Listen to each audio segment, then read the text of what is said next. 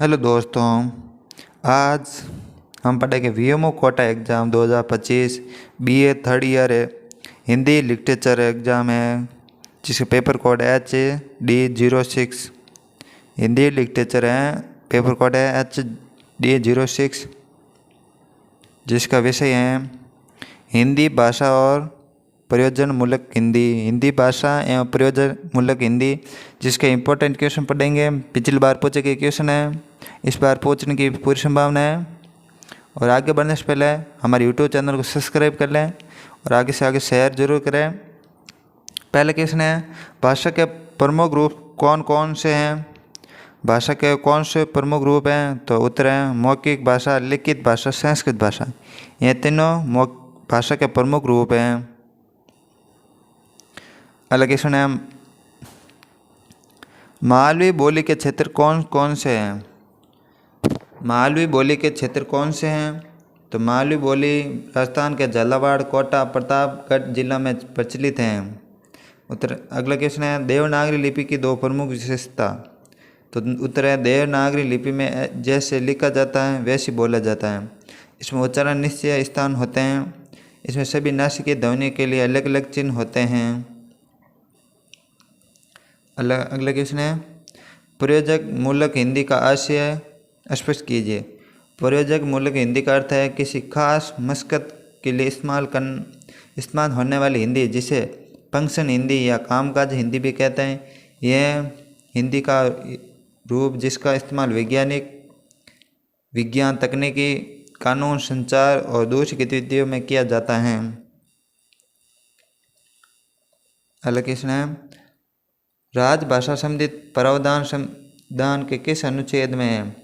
राजभाषा संबंधित प्रावधान संविधान के किस अनुच्छेद में है? तो उत्तर भारत के संविधान के 17वें अनुच्छेद 343 से 351 तक राजभाषा से जुड़े प्रावधान हैं। इन प्रावधानों के मुताबिक हिंदी देश की राजभाषा है और देवनागरी लिपि इसकी लिपि है। अगला क्वेश्चन है, अनुवाद के क्षेत्रों का नामों उल्लेख कीजिए। तो उत्तर है शब्दानुसार, भावना अनुवाद, छाया अनुवाद, सार अनुवाद, वाक्य अनुवाद, आंसू अनुवाद, रूपांतर, नाटक अनुवाद, कथा अनुवाद, दृश्य श्रवणीय अनुवाद। ये सभी अनुवाद के क्षेत्र नाम में उल्लेख हैं। अगला खंड है, ब्रज और अवधी साहित्य परिचय दीजिए। ब्रज भाषा एक क्षेत्रीय ग्रामीण भाषा है जो पश्चिमी उत्तर प्रदेश एवं उत्तराखंड में बोली जाती है। इसके अलावा यह भाषा हरियाणी, राजस्थानी और मध्य प्रदेश के कुछ जनपदों में भी बोली जाती हैं और अन्य भारतीय भाषा की तरह संस्कृत से जन्मी है। इस भाषा में प्रचुर मात्रा में साहित्य उपलब्ध हैं। भारतीय भक्ति काल में भी यह भाषा प्रमुख रही है। विक्रम की शताब्दी के लेकर 20वीं शताब्दी तक ब्रज भाषा माध्यम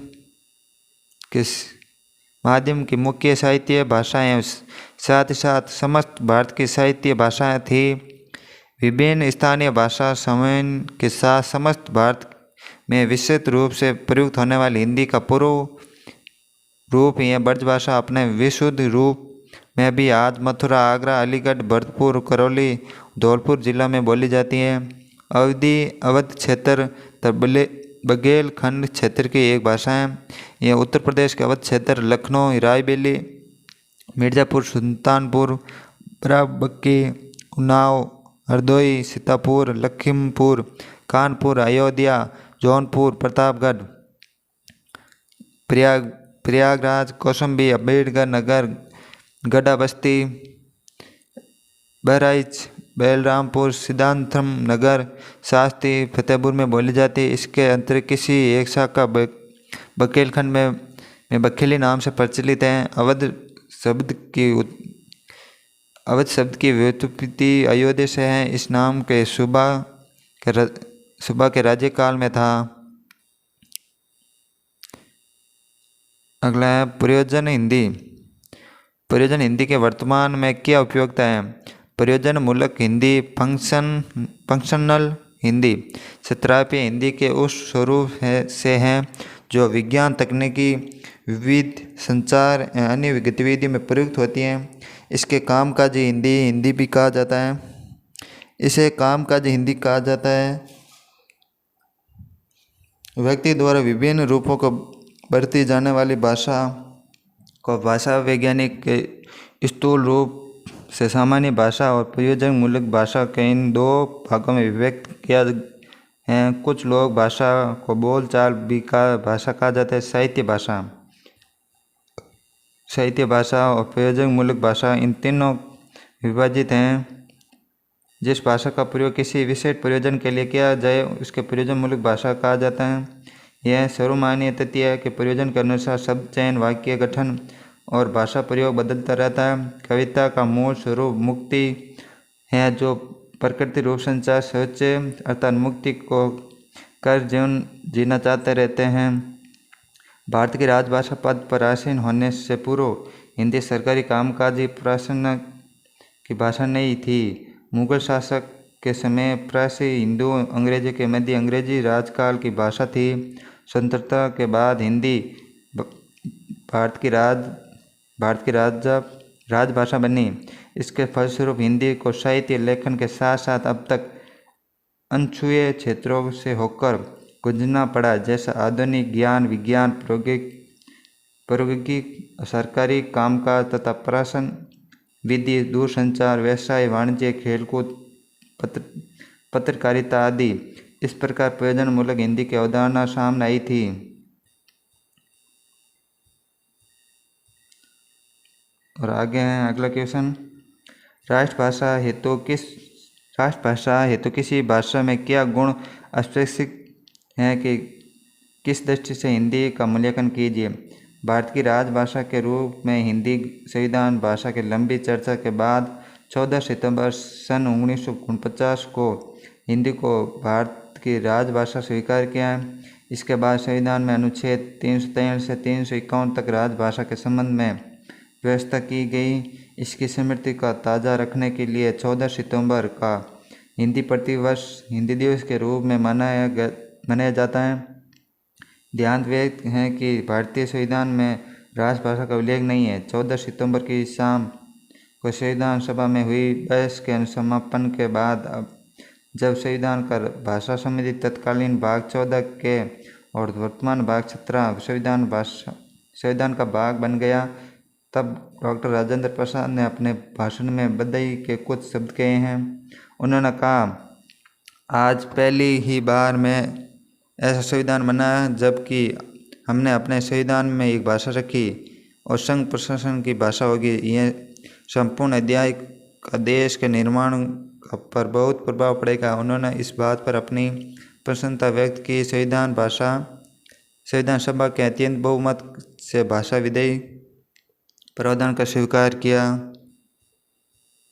संविधान की धारा 343(1) के अनुसार भारतीय संघ की राजभाषा हिंदी एवं लिपि नागरिक हैं। संघ राज्य प्रयोजनों के लिए प्रयुक्त अंकों का रूप भारतीय अंक का अंतर्राष्ट्रीय स्वरूप अर्थात 1, 2, 3 आदि, किंतु इसके साथ संविधान में यह व्यवस्था की गई कि संघ के कार्यकारिणी न्यायिक और वैधानिक प्रयोजन के लिए 1965 तक अंग्रेजी का प्रयोग जारी रहे। तथापि यह प्रावधान किया गया कि उक्त अवधि के दौरान भी राष्ट्रपति कतिपय विशिष्ट प्रयोजन के लिए हिंदी का प्रयोग का प्राधिकरण दे सके। अगला है, अनुवाद के महत्व को रेखांकित कीजिए। अनुवाद के महत्व को रेखांकित कीजिए। किसी भाषा में कहीं लिखी गई बात किसी दूसरे भाषा में सार्थक परिवर्तन अनुवाद कहा जाता है। अनुवाद का कार्य बहुत पुराने समय से होता आया है। अनुवाद के विषय सैद्धांतिक चर्चा का सूत्रपात आधुनिक युग में हुआ। ऐसा समझना तथ्य तर्क दोनों ही विपरीत माना जाने वाला है। अनुवाद कार्य लंबी परंपरा को देखते हुए यह मानना तर्कसंगत बन गया कि अनुवाद कार्य के विषय सैद्धांतिक चर्चा की परंपरा की भी पुरानी है। ईसा पूर्व पहली शताब्दी में सिसरों के लेखन में अनुवाद चिंतन के बीज प्राप्त होते हैं। तत्पश्चात भी इसे विषय पर विद्वान अपने विचार प्रकट करते रहते हैं। इस चिंतन की पृष्ठभूमि भी अवश्य रही है, यद्यपि उस अस्पष्ट रूप से परिभाषित नहीं किया गया। यह आवश्यक माना गया कि जिस प्रकार अनुवाद का कार्य संगठित रूप में होना आधुनिक युग की देन है, उसी प्रकार अनुवाद सिद्धांत की अपेक्षाकृत सुपरिभाषित पृष्ठभूमि का विकसित होना भी आधुनिक युग की देन है। अनुवाद सिद्धांत के आधुनिक संदर्भ की मूल विशेषता है कि इसके बहुपक्षीय है।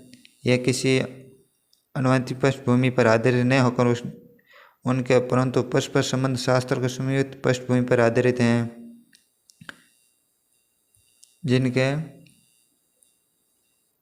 जिनके पृष्ठगोचित अंशों के पृष्ठभूमि पर निर्मित है। मुख्य शास्त्र पाठ संकेत विज्ञान संप्रेषण सिद्धांत भाषा प्रयोग सिद्धांत तुलनात्मक अनुप्रयुक्त भाषा विज्ञान। यह स्पष्ट करना भी उचित होगा कि एक और मानव और यांत्रिक अनुवाद और दूसरी ओर लिखित अनुवाद और मौखिक अनुवाद व्यवहारिक महत्व कारण उनके सैद्धांतिक पक्ष विषय में चिंतन आरंभ होने लगे। अगला क्वेश्चन है खंड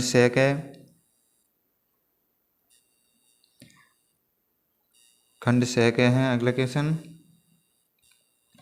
देवनागरी लिपि के उद्भव और विकास का विवेचन कीजिए। देवनागरी लिपि के उद्भव और विकास का विवेचन कीजिए। तो उत्तर है देवनागरी लिपि का उद्भव प्राचीन ब्राह्मी लिपि से हुआ। इसका विकास 8वीं 9वीं शताब्दी के आसपास हुआ, जो उत्तर भारत में 9वीं शताब्दी के अंत तक फैल गई। अधिकतर भाषा की कई तरह देवनागरी भी बाएं से दाएं लिखी जाती हैं। प्रत्येक शब्द के ऊपर एक रेखा खींची होती है। कुछ वर्णों के ऊपर रेखा नहीं होती है, जिसे शिरोरेखा कहते हैं। देवनागरी का विकास ब्राह्मी लिपि से हुआ। यह एक ध्वन्यात्मक लिपि है जो प्रचलित लिपियों रोमन, अरबी, चीनी आदि ये सबसे अधिक वैज्ञानिक हैं। इसे वैज्ञानिक और व्यापक लिपि शायद केवल उद्योग लिपि हैं। भारत की कई लिपियाँ देवनागरी से बहुत अधिक मिलती जुलती हैं, जैसे बंगाला, गुजराती, गुरुमुखी आदि। कंप्यूटर प्रोग्राम की सहायता से भारतीय लिपियों को परस्पर परिवर्तन बहुत आसान हो गया। भारतीय भाषा के किसी भी शब्द या ध्वनि देवनागरी लिपि में ज्यों का त्यों लिखा जा सकता है और फिर लिखे पाठ को लगभग हूबहू उच्चारण किया जा सकता है, जो कि रोमन लिपि अन्य कई लिपियों में संभव नहीं है जब तक उनका विश्लेषण मानवीकरण नहीं किया जाए, जैसे आइंस्टीन या अंतर्राष्ट्रीय संस्कृत लिप्यंतर वर्णमाला, जिसमें कुल 52 अक्षर है, जिसमें 14 स्वर और 18 व्यंजन हैं। अक्षरों की क्रम व्यवस्था विन्यास की बहुमत वैज्ञानिक हैं। स्वर व्यंजन कॉमन, कठोर, अल्पना, माप्राण, अनुशेक, अंतरस्थ, उसम इत्यादि वर्गीकरण भी वैज्ञानिक हैं। ये एक मत के अनुसार देवनागरी काशी में प्रचलन के कारण इसका नाम देवनागरी पड़ा। भारत तथा एशिया के अन्य लिपियों में संकेत देवनागरी से अलग हैं। भारत तथा एशिया के अनेक लिपियों से संकेत देवनागरी लिपि अलग हैं, परंतु उच्चारण या वर्णक्रम आदि देवनागरी के ही समान है, क्योंकि वे सभी ब्राह्मी लिपि के उत्पन्न हुई हैं, उर्दू को छोड़कर। इसलिए इन लिपियों के परस्पर आसान से लिप्यंतरित किया जा सकता है। देवनागरी लेखन की दृष्टि से सरल, सौंदर्य दृष्टि से सुंदर और वाचन दृष्टि से सुपाठी है। हिंदी भाषा में मुख्य अरबी फ्रांसी भाषा के आए शब्दों देवनागरी में लिखने के लिए कुछ वर्णों नीचे नुक्ता या बिंदु लगने वर्णों का प्रयोग किया जाता है, जैसे कि के, ज के पास बिंदी आदि। किंतु हिंदी में भी अधिकांश लोग नुक्तों का प्रयोग नहीं करते हैं। इसके अलावा संस्कृत, मराठी, नेपाली एवं अन्य भाषाओं को देवनागरी में लिखने में भी नुक्ता का प्रयोग नहीं किया जाता है। सांकेतिक चिन्हों का देवताओं की उपासना में प्रयुक्त त्रिकोण, चक्कर आदि सांकेतिक चिन्हों को देवनगर कहते हैं। कालांतर में नाम का प्रसारण, प्रथम अक्षर को उनके बोध होने का जिस पर लिपि उनका स्थान मिला है वे देवनागरी या नागरी कही गई है। इन सब पक्षों के मूल कल्पना का प्राधान्य है, निश्चयात्मक परिणाम अनुपलब्ध हैं। अगला क्वेश्चन है, हिंदी की प्रयोजन मूलक शैली का वर्णन कीजिए। तो वाणिज्य और व्यापार हिंदी भाषा के प्रयोग का दूसरा महत्वपूर्ण क्षेत्र है। इसके अंतर्गत व्यापार, वाणिज्य, व्यवसाय, परिवहन, बीमा, बैंकिंग तथा आयात निर्यात आदि क्षेत्र का समावेश होता है। इन क्षेत्रों में प्रयुक्त भाषा अन्य क्षेत्रों में प्रयुक्त भाषा से काफ़ी भिन्न होती हैं। जैसे सोने में उछाल, चांदी मंदा, तेल की धारें ऊंची आदि।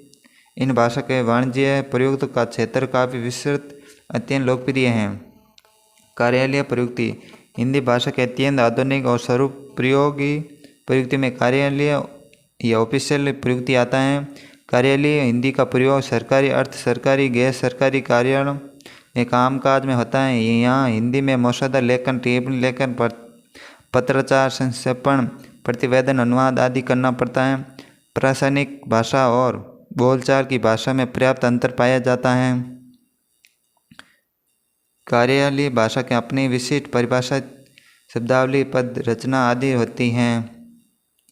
जनसंचार विज्ञापन प्रयुक्ति विज्ञापन और जनसंचार के क्षेत्र में हिंदी का भरपूर प्रयोग हो रहा है। आज हिंदी के समाचार पत्र विश्व के सर्वाधिक पढ़ने जाने वाले पत्र बन गए हैं।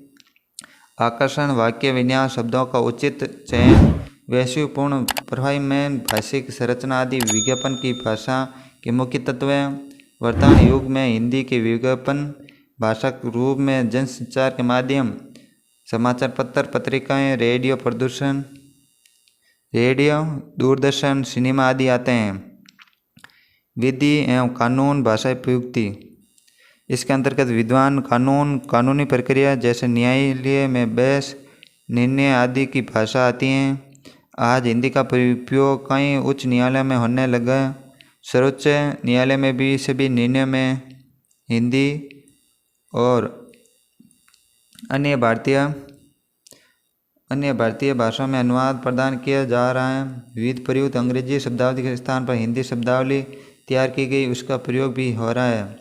वैज्ञानिक तकनीक भाषा प्रयुक्त वैज्ञानिक तकनीकी हिंदी से त्रापीय हिंदी के स्वरूप से है, जिसका उपयोग विज्ञान तकनीक विषय को अभिव्यक्त करने के लिए किया जाता है। 1961 में भारत सरकार के शिक्षा मंत्रालय के अधीन वैज्ञानिक एवं तकनीकी शब्दावली आयोग की स्थापना की गई। विज्ञान एवं टेक्नोलॉजी की भाषा सामान्य व्यवहार से सर्वथा भिन्न होती हैं। इसके लिए हिंदी संस्कृत के साथ अंतर्राष्ट्रीय शब्दावली का प्रयोग करते हुए शब्दावली का निर्माण किया जाए। वैज्ञानिकता है प्रयोजन मूलक शब्द परिभाषा होते हैं। किसी वस्तु के कार्य कारण संबंध के आधार पर उनका नामकरण होता है, जो शब्द ही प्रतिध्वनित होता है। यह शब्द वैज्ञानिक तत्वों की भांति सार्वभौमिक होते हैं। हिंदी की परिभाषिक शब्दावली की इस दृष्टि से महत्वपूर्ण है। अनुप्रयुक्ता उपसर्गों, प्रत्ययों और सामाजिक शब्दों की बहुलता कारण हिंदी प्रयोजक मूलक शब्दावली स्वतः अर्थ स्पष्ट करने में समर्थ है। इसलिए हिंदी की शब्दावली का अनुप्रयोग सहज है। और ऐसी वीडियो देखने के लिए हमारे यूट्यूब चैनल बालाजी क्लासेस ब्री को सब्सक्राइब कर लें। वीडियो अच्छा लगे लाइक, कमेंट, शेयर जरूर करें। और हमारा टेलीग्राम ग्रुप भी ज्वाइन कर लें, बालाजी क्लासेस ब्री। वहाँ पर आपको नोटिफिकेशन मिलता रहेगा क्लासों का।